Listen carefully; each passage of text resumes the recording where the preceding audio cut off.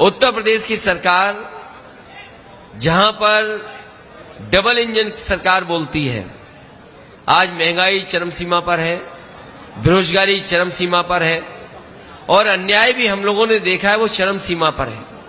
अगर मैं हरदोई की घटनाओं का ही अगर पढ़ूं, एक बहुत मोटी फाइल है हमारे पास कि हरदोई में कितनी घटनाएं हुई हैं, कभी बेटियों के साथ, कभी महिलाओं के साथ, कभी लूट की घटना, कभी किसी तरह की हत्या जिसमें न्याय नहीं मिल पा रहा है लोगों को। और अभी हाल में ही आपने देवरिया जैसी घटना देखी जहां पर सरकार की नाकामी की वजह से इतनी बड़ी घटना हो गई।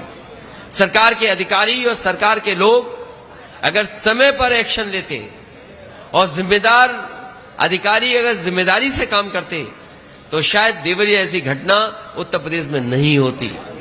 केवल देवरिया ही नहीं, हम लगातार देख रहे हैं कि पूरे उत्तर प्रदेश में भारतीय जनता पार्टी के कार्यकर्ताओं को खुली छूट दी हुई है।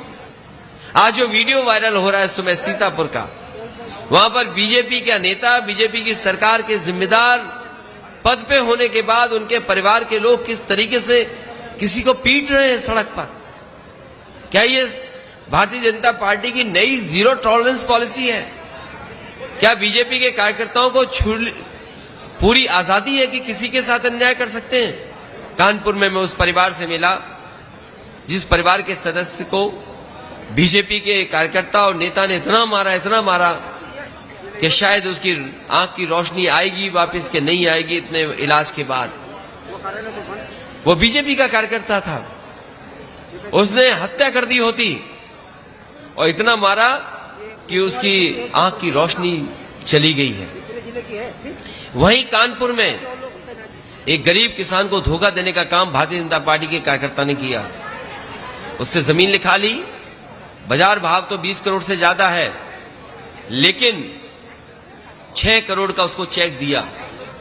किसान को लगा कि 6 करोड़ हमारे लिए बहुत है और उसके बाद जमीन लिखा ली गई, रजिस्ट्री हो गई।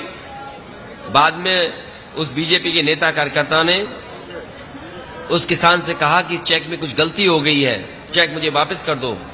वो किसान समझ नहीं पाया बात को, उसने चेक वापस कर दिया। बीजेपी के नेता ने चेक फाड़ दिया। सोचिए, वो अपने पैसे मांगने गया, बीजेपी के नेताओं ने भगा दिया, मजबूरी में उसने आत्महत्या कर ली। तो इस तरह एक आध घटना नहीं हो रही है, पूरे उत्तर प्रदेश में लगातार बीजेपी के लोगों को खुली छूट है जिसमें वो किसी के साथ अन्याय कर सकते हैं। और भ्रष्टाचार तो इतना है जिसकी आप कल्पना नहीं कर सकते। जो महंगाई दिखाई दे रही है ये कुछ लोगों को मुनाफा दिलाने के लिए है।